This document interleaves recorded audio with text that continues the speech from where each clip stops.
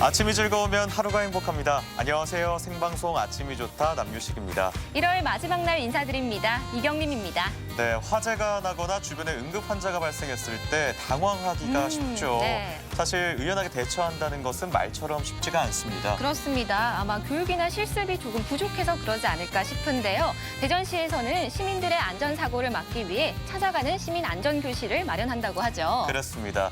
어린이집이나 경로당 같은 안전 취약계층이 있는 시설이나 단체, 또 다문화 가정이나 또 동호회까지 안전교육에 관심이 있는 분들을 대상으로 이 교육이 실시된다고 하는데요. 네. 어린이 안전 취약계층에 있는 시설들은 좀 교육을 많이 받으시는데 일반인 분들의 관심은 조금 부족하다고 해요. 그렇습니다. 15명 이상만 되면 교육을 받으실 수가 있고요. 주말에도 가능하다고 합니다. 이 교육 내용을 보면요. 화재나 교통은 물론이고 심폐소생술, 낙상사고, 승강기 사고 등 정말 도움이 되는 교육들이 많이 있더라고요.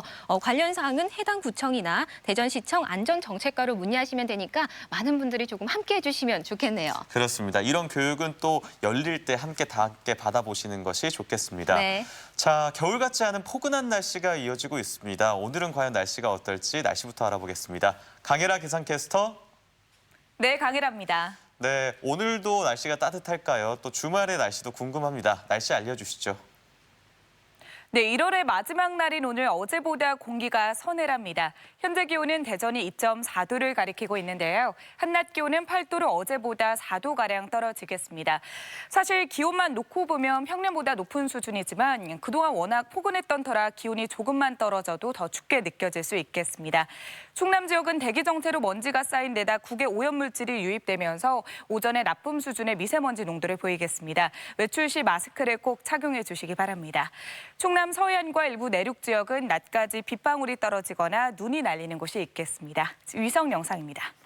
오늘은 중국 중부지방에 위치한 고기압의 가장자리에 들면서 구름이 많이 지나겠습니다. 지역별 날씨입니다. 낮 기온은 천안 7도, 세종과 공주 8도, 대전 8도로 예년보다 온화하겠습니다. 한낮 기온은 예산 7도, 태안 6도, 보령 7도로 예상됩니다. 바다의 물결은 서해 중부 먼바다에서 2m까지 일겠습니다. 주간 날씨입니다.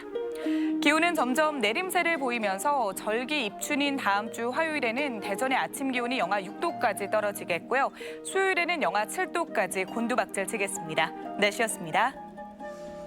네, 새해가 시작된 지 엊그제 같은데 벌써 1월 달력 한 장이 넘어가고 있습니다. 네. 사실 해가 바뀌자마자 국내적으로 많은 일들이 있었는데요. 특히나 이 코로나 바이러스 때문에 전 세계가 이 불안감에 휩싸여 있죠. 하루빨리 잠잠해지기를 바랄 뿐입니다. 네, 거기에 가짜 뉴스까지 무분별하게 확산되고 있어서 정말 많은 분들이 불안해하시는데요. 이럴 때일수록 긍정적이고 현명한 생각을 하시는 게 좋겠습니다. 네, 좋은 생각이 또 좋은 결과를 불러온다고 하잖아요. 네. 그래서 오늘의 사진사연 주제 이렇게 정해봤습니다. 우리 집 복 함께 나눠요라고요.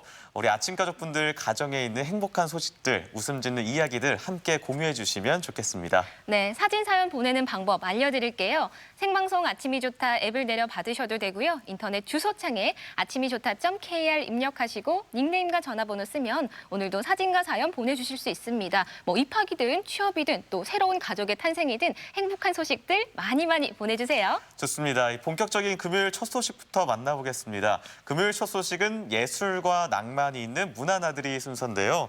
우리 지역의 시내 미술 작가들의 등용문하면 또 저희 대전 MBC가 함께하고 있는 금강미술대전이 아닐까 싶습니다. 네. 그런데 또 하나의 새로운 전시가 열리고 있죠. 지역 우수 작가들의 작품을 한자리에서 만나볼 수 있는 그런 기회죠. 그렇습니다. 2020 새롭게 걷다 가치의 가치전인데요. 원로 작가, 중견 작가, 청년 작가들까지 89분의 작가들이 함께 하고요. 또 대흥동에는 훈훈한 감동이 있는 연극 소식이 준비되어 있습니다. 문화나들이 함께 떠나보시죠.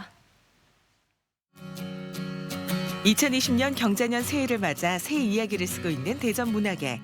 대전미술협회의 2020 새롭게 걷다 가치의 가치전, 그리고 소극장 연극, 신비한 요리집 백년국수까지 지역 예술인과 함께하는 활기 가득한 문학의 소식을 만나본다.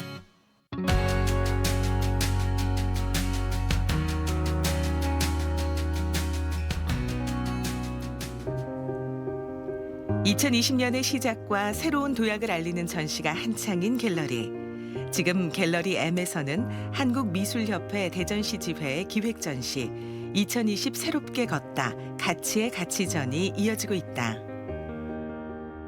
MBC에 있는 그 M 갤러리가 새롭게 대전의 어떤 작가와 미술협회와의 어떤 콜라보로 해서 작품을 보여줄 수 있던 계기가 굉장히 중요하다라고 생각합니다. 왜냐하면 금년에는 새로운 미술의 물결과 또 대전 방문회를 맞이해서 많은 사람들이 와서 대전에 정말 현존하고 있는 미술을 어떻게 볼 수 있는 것인가 또 보여질 것인가 이런 어떤 측면을 확인하고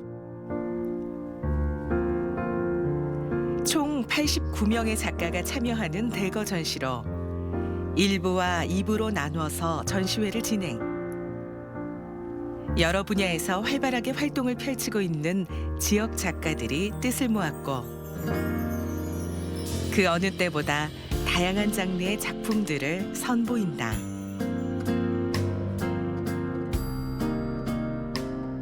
이번 전시회는 원로, 중견, 청년 작가 89분을 선정하였고요. 서양화, 서예, 한국화 등 다양한 장르의 작품들을 전시하고 있습니다. 특히 지혜를 맞이해서 지혜에 관련된 재미있는 작품도 선보이고 있습니다. 1월 3일 오픈한 1부 전시에 이어 이번 주 수요일부터는 2부 전시가 시작됐다. 자신만의 표현을 캔버스에 담아내며 스스로를 성찰하는 작가라고 소개하는 정의철 작가.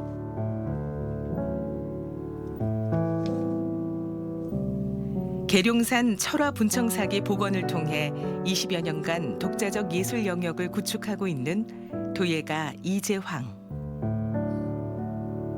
사람들의 이름을 꽃으로 풀어내고 예술로 대중과 소통하는 낭만 작가 박석신 화가.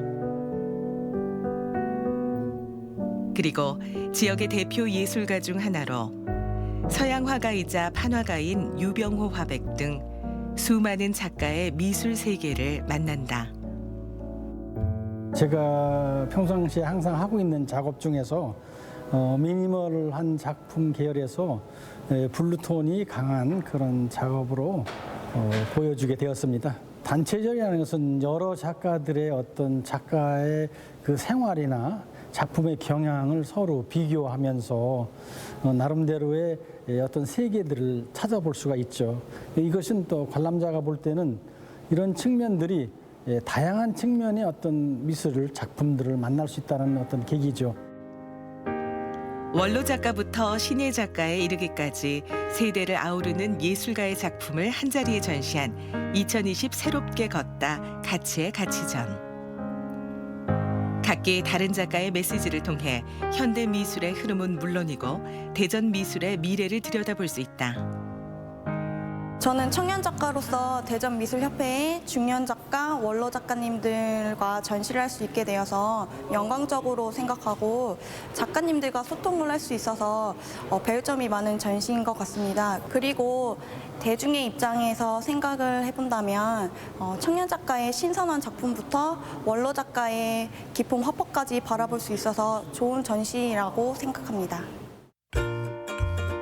대전의 문화 소식 두 번째. 대흥동의 한 소극장에서는 대전의 대표 음식 칼국수를 주제로 한 연극 신비한 요리집 백년국수를 만날 수 있다. 대전에 가면 칼국수를 먹고 빵을 사서 돌아간다는 말이 있을 정도로 그 칼국수와 빵이 굉장히 유명한데요. 저희는 평소에 그 대전의 지역 특화 소재로 공연을 제작하는 데 큰 관심을 갖고 있어요. 그래서 2017년에는 빵을 소재로 해서 뮤지컬을 제작했었는데 또 어떤 대표 소재가 있을까 고민하다가 칼국수를 선택하게 됐고 그래서 이 칼국수를 어떻게 하면 또 우리화해서 재밌게 만들 수 있을까를 고민했었어요. 그러던 중에 서양에는 그리스 로마 시내가 있듯이 우리나라의 가택 신앙들을 이야기를 좀 해보면서 만들면 어떨까라는 고민에서 기획을 하고 제작하게 되었습니다. 90분가량을 쉴 틈 없이 채워야 하는 연극. 공연 전 꼼꼼한 리허설은 필수다. 백육수 전통의 맛이 이어지는 거야.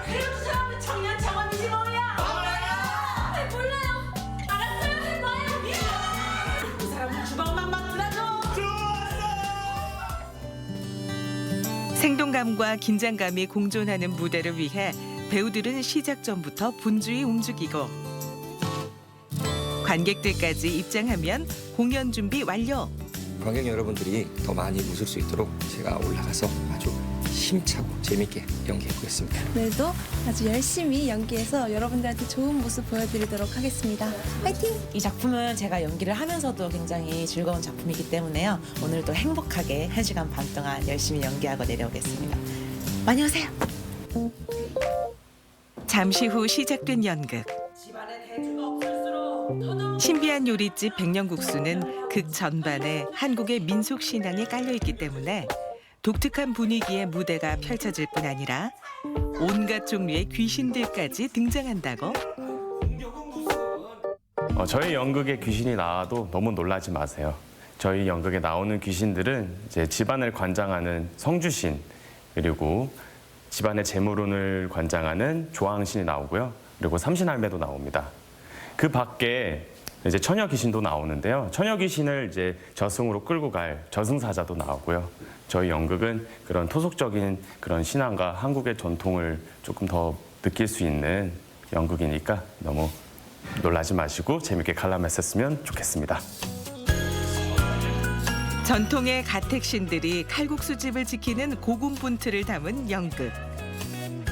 그 전개 속에서 현 시대의 사회적 문제까지도 생생하게 꼬집어 말한다. 아프리카 정풀이다! 애들은 다 쥐숟가락 들고 태어나는 거야! 나라를 위해서 무조건 애를 낳아? 출산 이후에는 나도수다! 역시 삼시달고! 백년국수는 이제 서울살이에 지친 선화가 이제 100년 전통이 끊겨서 폐가가 된 국수집 백년국수를 처분해 이제 빚을 갚으려고 아무도 살지 않는 고향집으로 돌아오는 그런 내용인데요. 그 집에 살고 있는 가신들은 이 집이 처분이 되면 다른 집터를 찾아 떠나야 하기 때문에 이제 선화가 집을 이제 처분하지 않도록 막는 그런 이야기예요. 그래서 서로의 이제 입장을 좁혀가면서 결국에는 태평국수를 재건하는 그런 내용을 담았습니다. 겨울을 따뜻하게 해줄 뜨끈한 국수 한 그릇의 기쁨. 그리고 정감 어린 배경 속 진한 감동과 어느 곳에선가 훈훈한 이야기까지. 싶은 사람들이 있어. 늘 주중에만 데이트를 했는데도 눈치를 못 챘어요. 많은 것들이 담겨 있는 연극이다. 재미있었어요. 너무들 아주 하시는 게 예쁘고 너무 재미있게 봤어요. 어머니 때문에 일부러 이렇게 왔는데 정말 어머니가 만족하시고 너무 좋아하셔서 저도 기쁩니다. 연극을 보는 1시간 내내 유쾌하게 웃고 너무 즐겁게 잘 본 것 같아요. 아이랑 연극을 보는 게 처음이었는데 정말 다음에도 또 볼 수 있는 기회가 있었으면 하고 또 부모님도 모시고 전 세대를 아우를 수 있는 너무 재밌는 연극이었던 것 같습니다. 심심한 사람 공연 보러 와. 국수 먹고 싶은 사람 공연 보러 와. 아니 뭐들 하고 있어? 어서들 들어오지 않고! 귀한 신들이 살고 있는 백년국수로 어서들 들어오세요. 2020년의 시작을 다양한 문화 소식으로 채우고 있는 대전. 전시회 2020 새롭게 걷다 가치의 가치전. 그리고 연극 공연 신비한 요리집 백년국수까지. 풍성한 문화 이야기를 다 함께 즐겨보자. 네, 따뜻한 연극 소식과 함께 새로운 시작을 알리는 가치의 가치, 새롭게 걷다 전도 함께 만나봤습니다. 네. 이 전시회가 저희 회사 1층에 마련되어 있다 보니까 저도 오며 가며 자주 접하게 되는데요. 네. 이 워낙 작품도 좋지만 또 원로 작가부터 신예 작가들까지 작품을 한 자리에 모아놔서 세대를 아우르는 전시회가 아닌가 이런 생각도 들더라고요. 맞습니다. 또 미술의 역사를 한눈에 볼 수 있다고 해도 과언이 아닐 텐데요. 제가 또 미술을 전공했잖아요. 네. 아, 그렇죠. 전공자로서 이렇게 보니까 작품 하나하나가 정말 소중하고 더 와닿더라고요. 지난 수요일부터 2부 전시가 시작됐습니다. 오는 9일까지 이어지고요. 대전 MBC 1층 갤러리 M에서 만나실 수 있으니까 좀 더 많은 분들이 오셔서 오셔서 관람해보시면 좋을 것 같죠? 맞습니다. 많은 분들이 오셨으면 좋고요. 또 반가운 연극 소식도 함께 했습니다. 요즘 워낙 영화 관람은 흔해졌지만 연극도 함께 보면서 배우분들에게 큰 박수갈채 보내주시면 지역 예술인들에게도 큰 힘이 되지 않을까 싶습니다. 네. 지금까지 문화나들이 함께했고요. 자, 이번에는 열풍이 불고 있는 또 다른 현장을 저희가 찾아갔죠. 맞습니다. 태백 금강을 지나 한라까지. 무슨 뜻일까요? 태백 금강. 이거 씨름의 체급 아닙니까? 오, 굉장히 똑똑하신데요. 맞습니다. 씨름입니다. 요즘 씨름 열풍이 불고 있는데요. 정읍에 가면 단풍민 씨름단이 있다고 합니다. 새로운 새마음 뜻으로 삿발을 조이고 있다고 하는데요. 그 현장으로 함께 가보시죠. 두 사람이 삿발을 잡고 힘과 기술을 기르는 민족 고유의 스포츠 씨름. 씨름인가 봐요. 뭐 그냥 넘기면 되는 거 아닌가? 별거 없잖아요. 참, 넘기면 되는 거죠.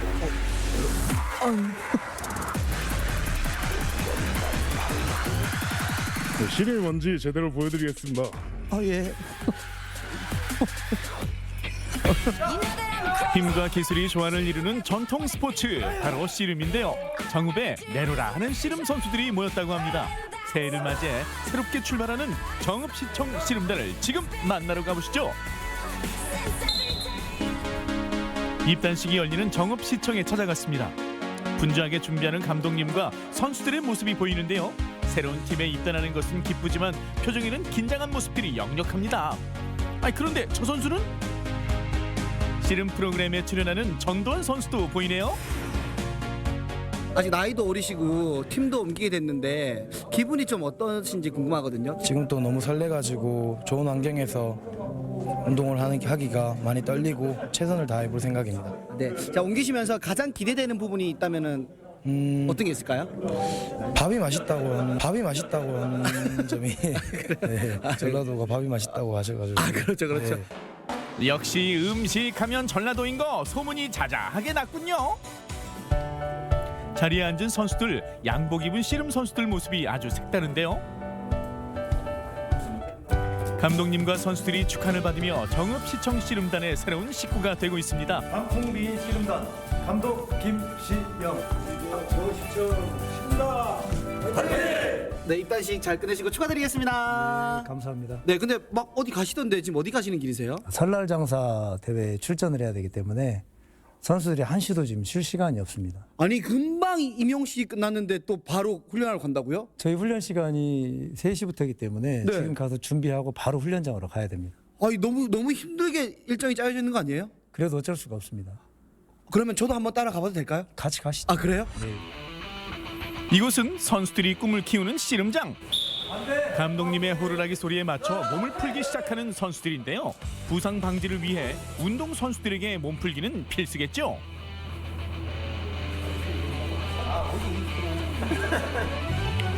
훈련 준비하느라 분주한 씨름장 한켠에 눈에 띄는 선수가 있습니다.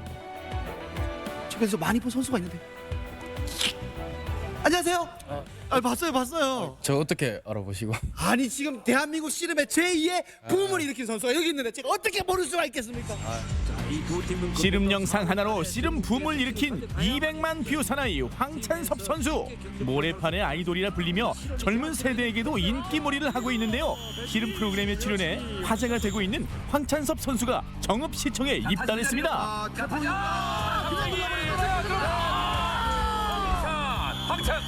아니 기술이 확 넘기는 게 이거 진짜 너무 멋있는데요? 네, 뭐 이제 저희 태백거 같은 경우에는 좀 스피드하고 좀 유연성 있는 그런 기술들이 많이 나옵니다. 본격적으로 씨름을 배우기 위해 호랑이 기운이 솟아나는 바지 장착. 이 호랑이 바지 너무 이쁘지 않습니까? 씨름 초보인 동아 씨를 위해 삿바부터 매주며 도와주는 황찬섭 선수. 기본적인 자세부터 차근차근 알려주며 씨름의 재미를 느낄 수 있게 해줍니다. 이렇게 9분 남았지만 이거를 훈련할 때는 바로 들어가요. 이제 이거 기본적인 거 배웠으니까 그 아까 나 넘긴 이거 들고 간 선수 어디 있어? 이거 서남근 선수인가 뭐 서북근인가 서동근인가 어디 있어? 서남근 선수, 내가 배워왔어요 기술을. 요거 밭다리, 요건 안다리. 내가 배워왔어. 근데 또 이게 체급도 차이 나고 기술 차이 나니까 한 손 빼고 가능해요? 네, 가능하죠. 시작 전부터 안간힘을 쓰는 동아 씨. 원하는 대로 한 손 뺐으니 이길 수 있겠죠? 시작. 우와.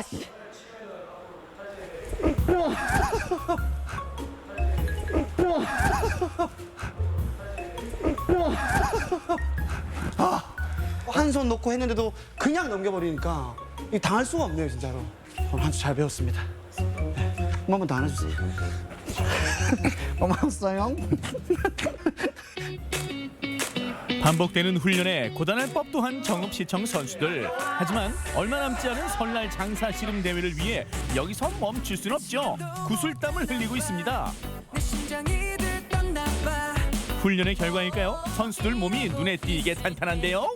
예전에는 이렇지 않았던 것 같은데 우리 씨름 선수분들이 몸이 유독 좀 더 좋아 보이세요? 예전은 조금 운동을 많이 하면 조금 잘한다는 개념이었지만 네네. 지금은 조금 웨이트라든지 뭐 뛰는 거라든지 이제 좀 체계적으로 운동하는 편이라서 네. 영양도 그렇고 네. 그래서 몸이 조금 더 디테일하게 나오는 것 같아요. 옛날보다 좀 더 시스템이라든지 이런 것들이 좋아졌지만 저도 아까 잠시 해봤는데 정말 힘든 운동이더라고요. 순간적으로 폭발적으로 힘을 쏟아서 상대방을 쓰러뜨리고 운동하면서 이 힘든 순간들을 좀 어떻게 버티면서 잘 극복하셨는지 궁금해요.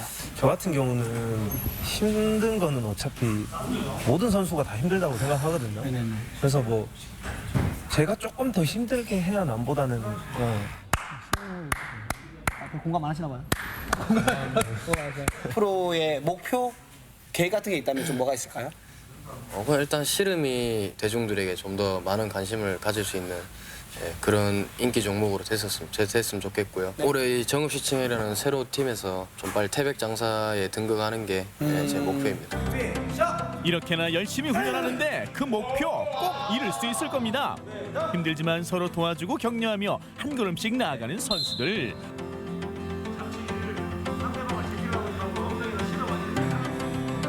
그런 선수들 뒤에는 헌신적으로 지도하는 감독님이 있습니다. 이 자체가 모션이 되거든요. 올해 이제 또 감독님으로 새로 부임하지 않으셨습니까? 감독님의 목표가 있다면 뭐가 있는지 좀 궁금합니다. 최대한 빠른 시간 내에 장사 배출을 해서 정읍의 명예를 좀 드높이고 싶습니다. 꼭 나오지 않겠나 다들 좀 즐겁게 재밌게 훈련을 하시더라고요. 보면 선수분들에게 한번 잘해보자고 한 말씀 좀 부탁을 드릴게요. 다치지 않고 성실하게 열심히 하고 있으면 언젠가는 그 기회가 온다. 그 기회를 내 걸로 만드느냐 못 만드느냐는 과정에 있지 않나라고 생각이 듭니다. 목표를 위해 한겨울에도 구슬땀을 흘리는 선수들과 감독님. 정읍 단풍미인 씨름단이 전국을 제패하는 씨름팀이 되는 거 시간 문제겠죠? 정없이 씨름단이 한겨울에도 흘리는 이 뜨거운 땀이 좋은 결실로 이어지도록 응원하도록 하겠습니다. 여러분 씨름 많이 사랑해 주시고요. 새해 복 많이 받으세요. 네, 저는 이름만 보고 단풍 미인 씨름단이라서 여자 씨름단인가 이런 생각도 했는데 네. 단풍 미남들이 모인 씨름단이었습니다. 요즘엔 정말 아까 소개해 주신 것처럼 웨이트도 많이 하시고 괜히 요즘에 이 씨름돌 이런 이름이 붙여진 게 아닌 것 같다는 생각이 들더라고요. 그러니까요. 외모도 아이돌 못지않지만 실력이면 실력, 운동이면 운동, 열정이면 열정 정말 반할만 합니다. 사실 저는 이런 씨름은 설이나 추석 같은 명절에만 보는 경기가 아닐까 생각이 들었는데요. 이렇게 보니까 굉장히 박진감 넘치고 재밌네요. 네, 다시 좀 대중적으로 인기를 많이 끌었으면 좋겠다는 생각도 했고요. 네. 이 씨름 기술이야 힘만 좋아서 되는 게 아니라 이 손, 다리, 허리 이렇게 세 박자의 힘이 다 맞아 떨어져야 이길 수 있는 그런 경기라고 합니다. 요즘 핫한 씨름돌 선수를 만나봤는데요. 올 한 해 있을 경기들에서도 좋은 성적 내시길 응원하도록 하겠습니다. 전주에서 온 소식 잘 봤습니다.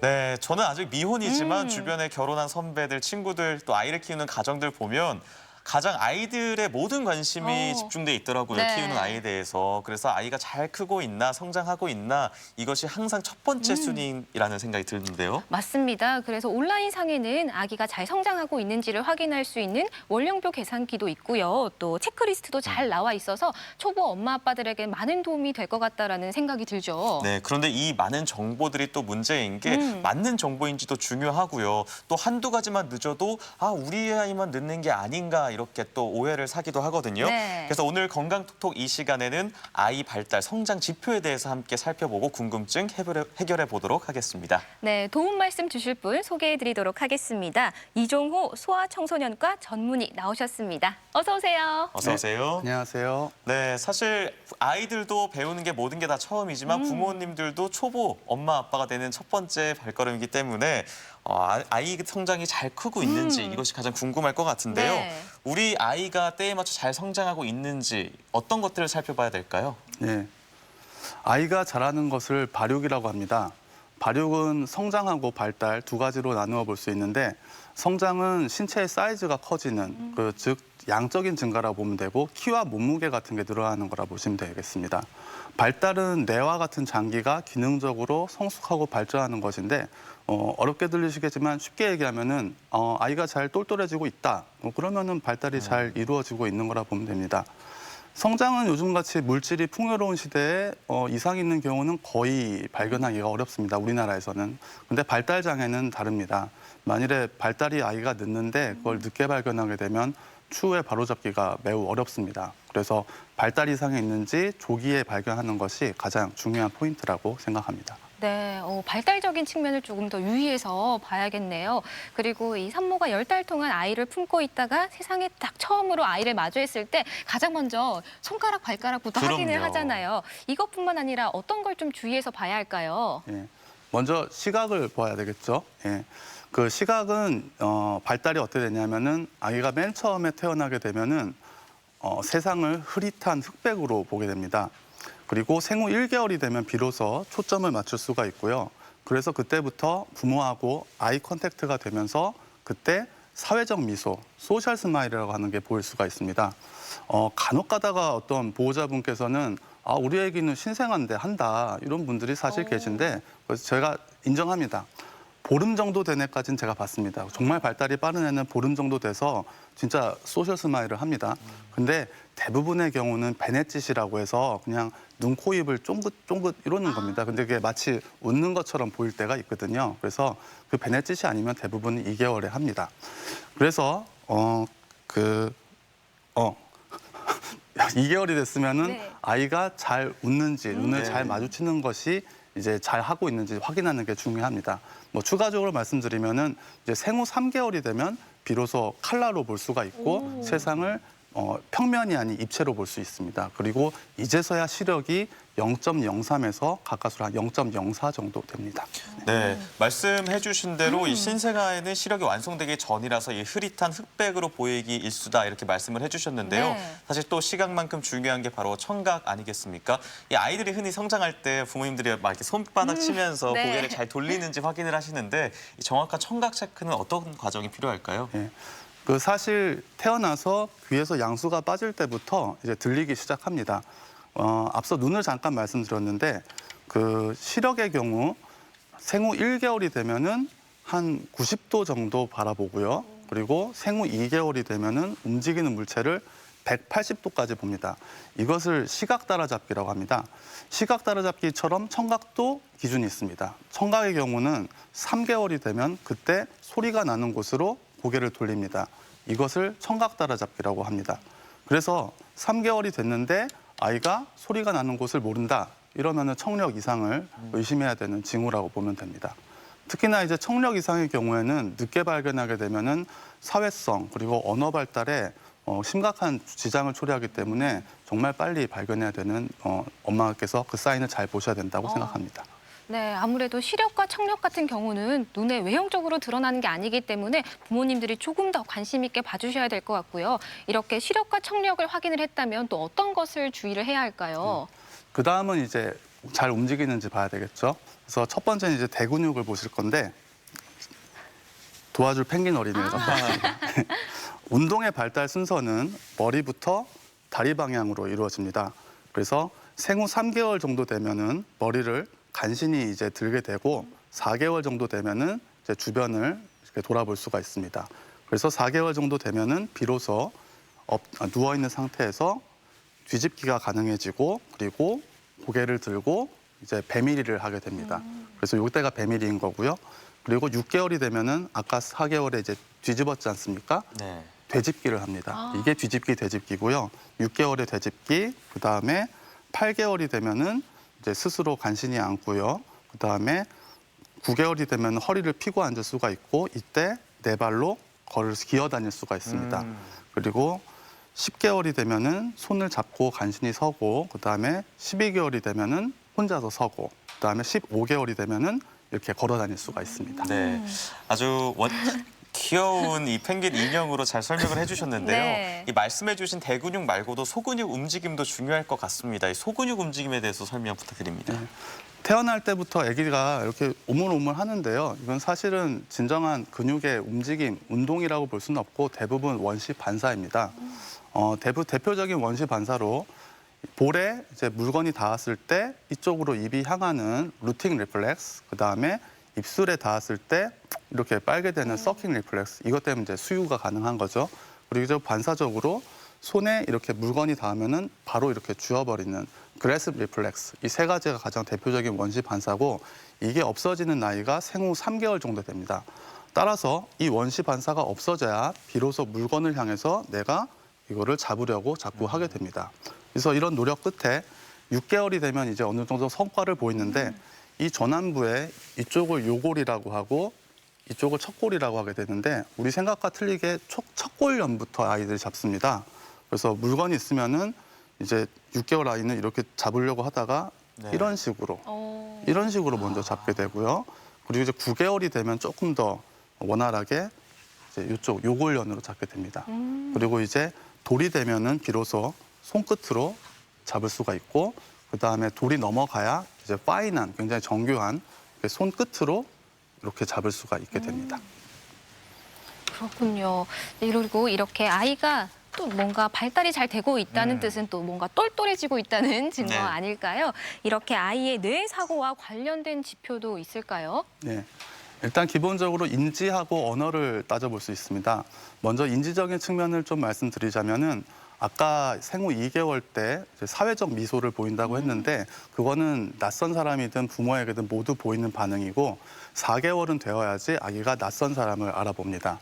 근데 이때부터 바로 울진 않고 6개월부터 본격적으로 낯가림, 즉 낯선 사람을 보면은 우는 행동을 보이고 이게 이제 점점 심해져서 8개월이 되면은 극에 달합니다. 또한 마찬가지로 6개월부터 주된 양육자로부터 떨어지게 됐을 때 아기가 더 흥분하는 분리불안을 보이게 되는데 이게 마찬가지로 8개월 때까지 심해집니다. 그래서 어머님들께서 많이 이때 힘들어 하시는데 이때 어머니들께서 좀 꿀팁을 드리자면은 이때 깍꿍놀이를 해주셔야 됩니다. 피카부 영어로 그러죠. 깍꿍놀이 이렇게 사라졌다가 나타났다. 이게 아이 입장에서 보면은 깍꿍놀이는 이렇게 엄마가 사라지면은 이 세상에서 사라진 겁니다. 너무 놀라죠. 근데 갑자기 엄마가 나타나면은 세상에서 사라졌던 엄마가 갑자기 나타나는 거예요. 그러니까 거의 애들 입장에서 마술입니다. 그러니까 불안했다가 갑작스럽게 안도감이 생기면서 깨르르 웃게 되는 거죠. 그래서 이게 이제 아이들이 깍꿍놀이를 재밌어하는 이유고 이거를 계속 해주셔야 대상 연속성이라는 개념을 알게 됩니다.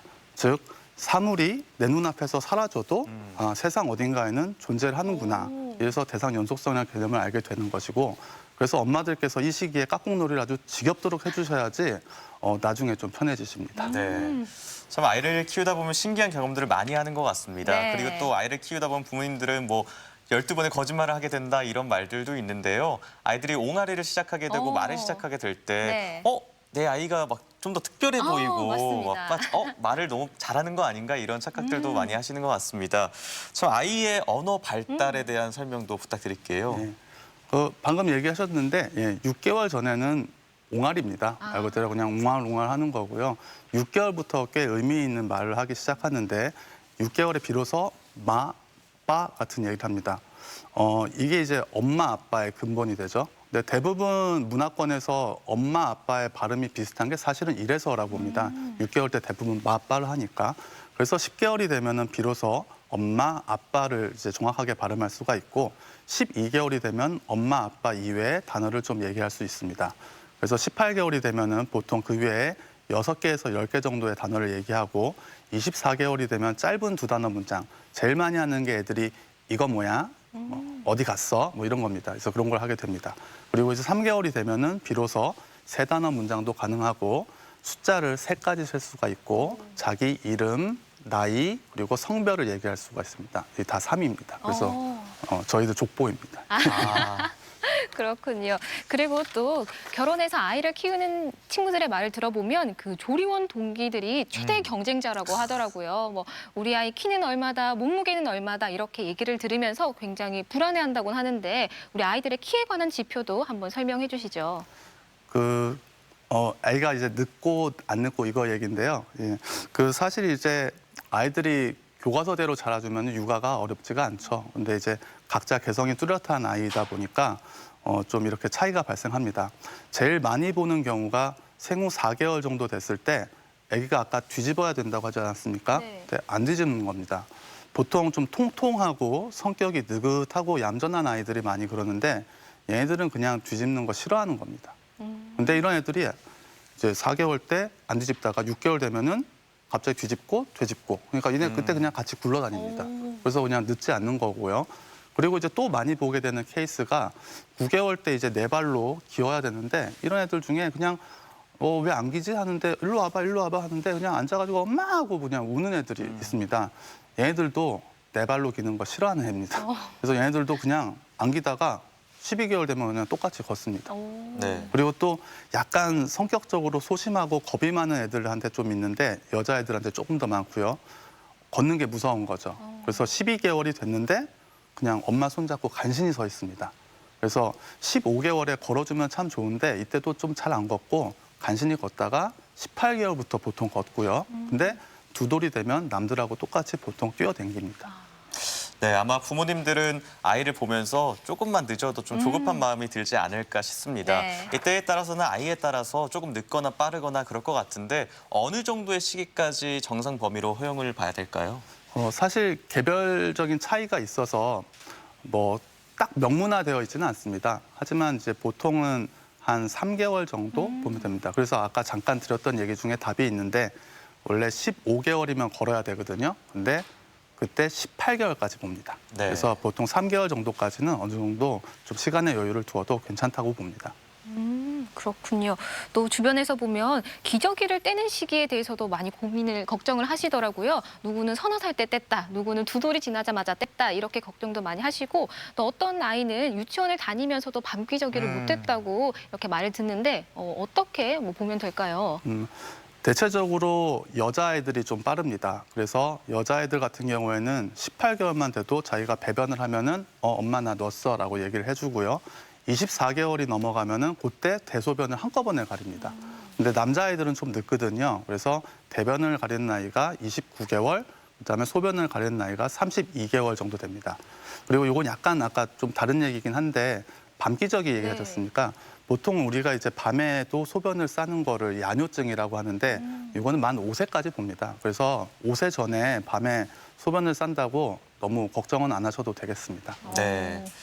또 하나 가장 중요한 게 아이들 먹는 게 아닐까 네. 싶습니다. 또 경우에 따라서는 이유식을 한 지 꽤 됐는데도 불구하고 계속해서 수유를 이어가는 밤중 수유를 하는 경우가 있다고 하는데 이게 또 제가 듣기로는 또 어머니에게도 뭐 깊은 잠을 못 자서 안 좋을 수 있고 네. 아이에게도 그럴 수 있다고 하는데 이 밤중 수유는 어떻게 보는 게 좋을까요? 결론부터 말씀드리자면은 밤중 수유를 끊는 시점은 생후 3개월이 됩니다. 그것 그냥 정해진 게 아니고 사실은 다 이유가 있는데 신생아가 맨 처음 태어나게 되면은 혈당을 유지하기가 굉장히 어렵습니다. 그래서 4시간만 굶어도 저혈당 쇼크가 올 수 있습니다. 그렇기 때문에 3시간마다 수유를 꼭 하셔라라고 말씀드리는 거고 이게 나이를 먹으면서 공복이 가능한 시간이 쫙 길어집니다. 그래서 비로소 생후 3개월이 되었을 때 8시간 이상 굶어도 괜찮습니다. 그래서 생후 3개월 때 밤중 수유를 끊을 수가 있게 되는 겁니다. 근본은 그러한데 아이 입장에서 봤을 때도 밤중 수유 끊는 게 중요한 이유가 밤에 쭉 자게 되면은 성장이 잘 되죠. 그래서 아이 입장에서 중요하고 아까 말씀하셨다시피 부모님도 숙면을 취하셔야 다음날 일상생활이 영유가 되는데 이제 그걸 못하면은 가정의 평화가 깨집니다. 그래서 어떤 어머니들께서 내 이기적인 생각 때문에 밤중 수유를 끊어야 되나 이렇게 자꾸 자책을 하시는데 그럴 필요 없이 진짜 우리 아이를 크게 키우고 싶다. 그 이유 하나만으로도 밤중 수유를 끊어야 되는 이유가 됩니다. 근데 이제 아기들이 딱 그렇게 자라주지 않지 않습니까? 그래가지고 밤중수 끊는 걸 되게 어려워하시는데 통계를 살펴보면은 만 6개월이 넘었을 때 밤중수 횟수가 0.5회 정도 나옵니다. 그 말은 절반은 끊었고요. 착하게도 절반은 하긴 하는데 한 번 한다는 겁니다.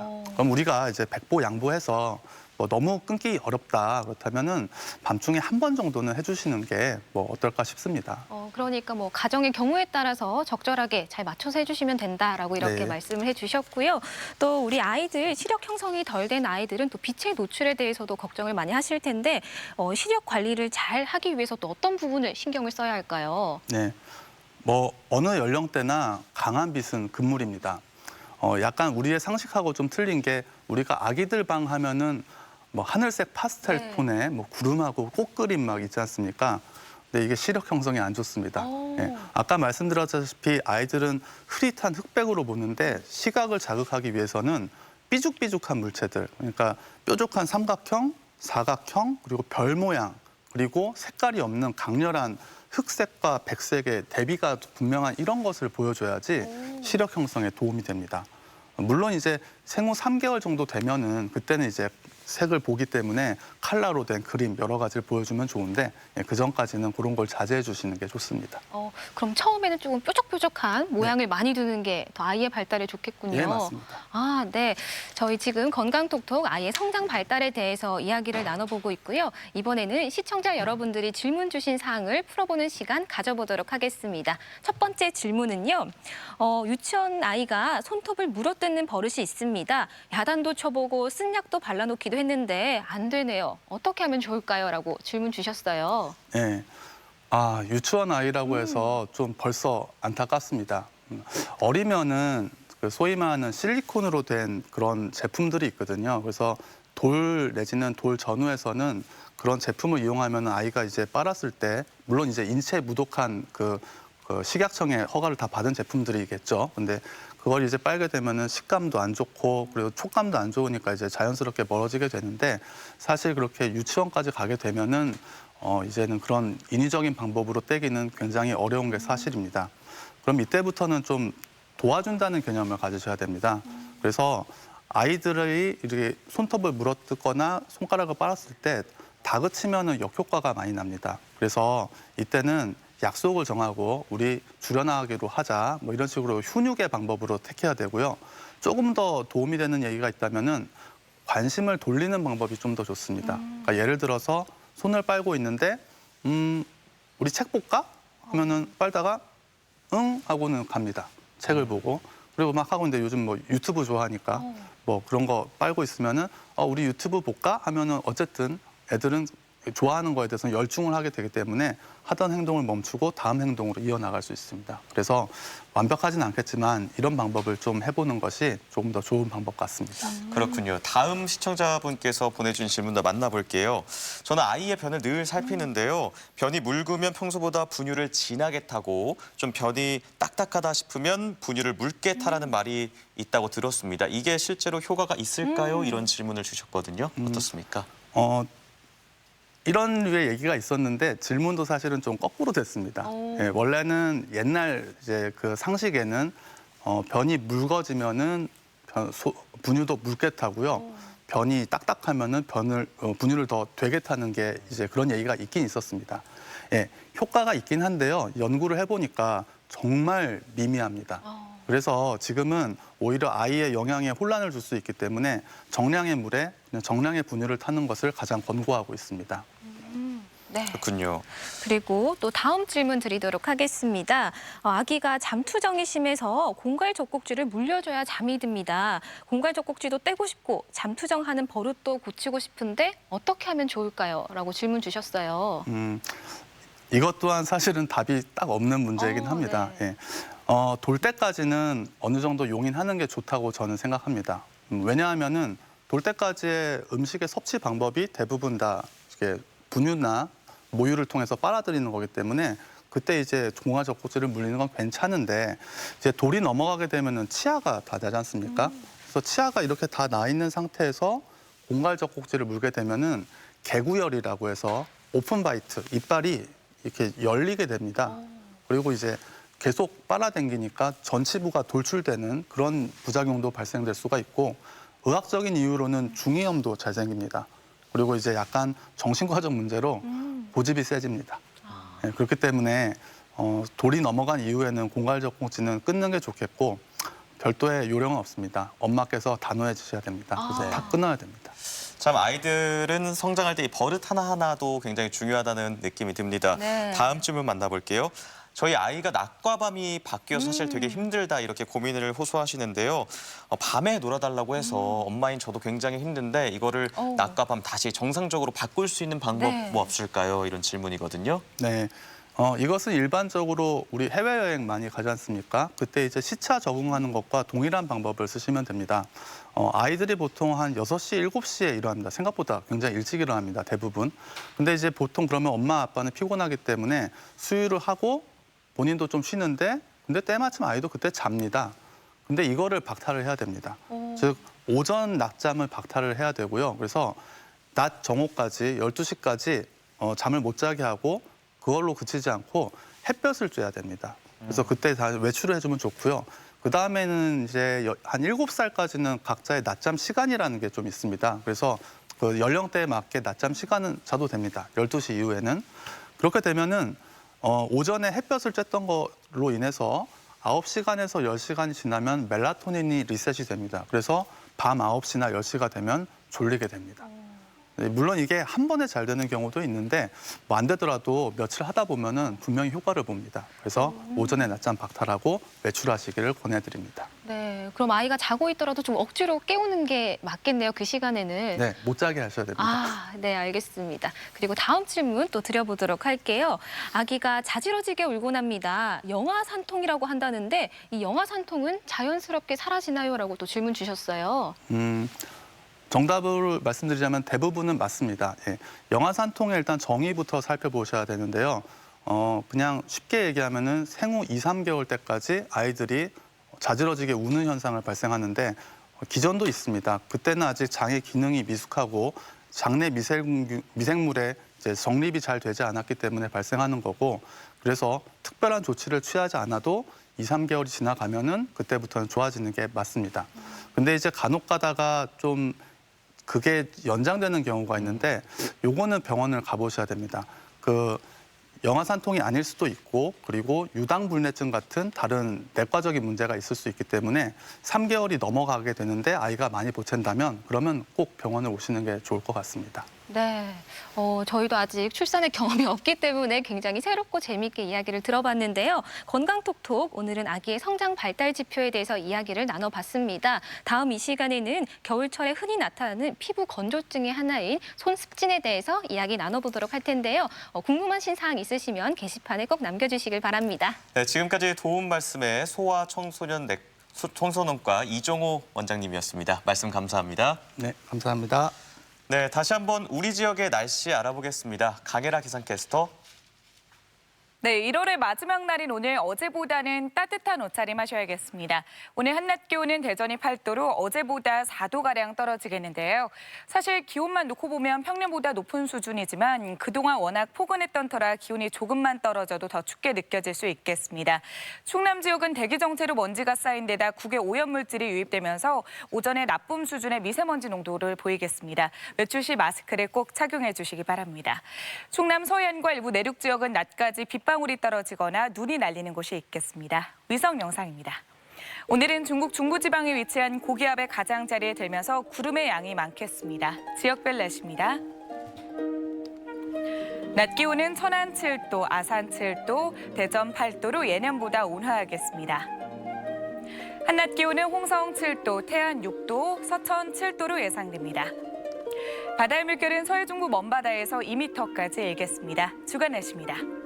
기온은 점점 내림세를 보이면서 절기 입춘인 다음 주 화요일에는 대전의 아침 기온이 영하 6도까지 떨어지겠고요. 수요일에는 영하 7도까지 곤두박질하겠습니다. 날씨였습니다. 네, 생방송 아침이 좋다는 우리 아침 가족분들의 참여를 항상 기다리고 있습니다. 방송 보시면서 하고 싶은 이야기 있으시면 언제든지 참여해 주시면 되겠습니다. 네, 계속해서 시청자 여러분들의 이야기 만나볼 텐데요. 오늘의 주제, 우리 집 복 함께 나눠요였습니다. 한 분씩 만나보도록 할게요. 먼저 6660번님, 겨울바다에 가서 기분 전환 확실히 하고 왔습니다. 가뿐한 마음에 복이 저절로 들어올 것 같습니다. 함께 나눠드릴게요. 와, 속이 뻥 뚫릴 것 같은 와, 사진인데요. 정말 진짜 끝없는 지평선 네. 너무 아름답습니다. 4241번님, 재물을 가져다 준다는 부엉이를 거실에 매달았어요. 많은 복이 들어오겠죠? 여러분도 좋은 이 기운 함께 나눠요. 네, 와. 부엉이도 귀엽고 참 여러 마리라서 좀 더 좋은 것 같습니다. 네. 8099번님, 복을 가져오지는 않지만 우리 집 가장 복스러운 물건은 LP판입니다. LP판으로 음악 들으면서 예전 생각이 나고 과거로 돌아간 것 같아서 마음이 부자가 된 것 같아요. 차 한 잔과 함께하면 최고죠. 와. 추억의 물건. 네, 좀 더 음색이 네. 풍스럽겠죠? 네. 8957번님, 우리 집 복덩이가 태어나서 처음으로 한복 입고 사진 찍었습니다. 고사리 같은 손으로 저금통에 열심히 저금하고 있는 우리 아이. 모든 분들 새해 복 많이 받으시고 부자 되세요. 아, 앞머리도 참 예쁘게 자르고 네. 진짜 복덩이가 찾아왔네요. 7658번님, 우리 집 집안 곳곳을 장식하고 있는 전통 매듭입니다. 집안을 오가면서 매듭을 보고 있으면 복스럽고 흡족함에 미소가 지어진답니다. 네. 저 직접 만드신 걸까요? 굉장히 모양이 독특하고 예쁜데. 네. 2003번님, 우리 집 복은 편식 없이 잘 먹고 건강한 우리 아이들입니다. 신종 코로나 바이러스가 극성이라 더 위생에 신경 쓰고 있어요. 여러분도 건강 조심하세요. 네, 역시나 아이들이 복이죠. 네. 코로나 바이러스 꼭 조심하시고요. 그럼요. 6990번님, 설날 아침 차례 지내는 사진입니다. 고사리 손으로 세배 올리는 손주들. 엄마 아빠에게 철저한 교육을 받았는지 세뱃돈을 어김없이 손바닥에 내미네요. 네. 이게 사는 맛이고 집안의 아기자기한 행복 아니겠어요? 맞습니다. 네. 우리 참 아이들이 행복해하는 모습 보면 저도 저절로 기분 좋아지는 것 같습니다. 네. 오늘도 사진 사연 보내주신 모든 분들 감사드립니다. 네, 계속해서 우리 지역 문화 행사 소식 전해드립니다. 대전 도시의 기원전이 2월 28일까지 대전 근현대사 전시관에서 계속됩니다.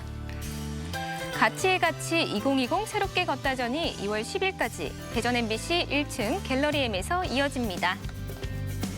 제8회 아티스트 프로젝트 전시가 2월 2일까지 대전 창작센터에서 펼쳐집니다.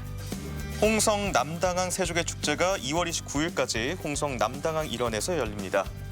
반고 그 위대한 여정 전시회가 2월 9일까지 당진 문예의 전당 전시관에서 마련되고요. 칠갑산 얼음분수 축제는 2월 16일까지 청양 알프스마을 축제장 일원에서 펼쳐집니다. 우리 지역의 문화 행사 축제와 함께 즐거운 시간 보내시기 바랍니다. 외지인도 한 가족처럼 부녀회를 중심으로 마을 공동체를 활발하게 이끌고 가고 있는 공주시 봉곡 1위. 겨울 추위를 녹이는 마을의 따뜻한 이야기가 있다는데요. 그 비밀, 월요일 마을 탐구 생활에서 만나볼게요. 네, 여러분들 모두 스마트폰 사용하고 계시죠? 네. 하루 평균 어떤 조사를 보니까요. 하루 동안에 평균적으로 60회 이상, 30번 이상은 꼭 스마트폰을 본다는 그런 조사가 있더라고요. 네. 저도 생각을 해보니까 수시로 핸드폰, 휴대전화 확인하는 것 같습니다. 네, 그런 의미에서 좀 디지털 기기에서 해방되자는 의미에서 디지털 디톡스도 한다고 하는데요. 소위 말해서 조금 멍 때리는 시간, 이렇게 생각의 연결고리를 끊어내는 시간이 좀 필요하다고 하네요. 네, 그래서 한 가지 생각을 해봤는데 우리 집안 퇴근하면 이런 약속해보는 거 어떨까요? 가족과 함께 있는 시간 동안에는 스마트폰 들여다보지 않기, 뭐 소파에 있을 때나 가족들과 식사할 때는 휴대전화 보지 않기, 네. 이런 약속 하나씩 실천해보시는 것도 좋을 것 같습니다. 저희는 다음 주 월요일 이 시간에 인사드리겠습니다. 함께해 주신 여러분 고맙습니다. 고맙습니다.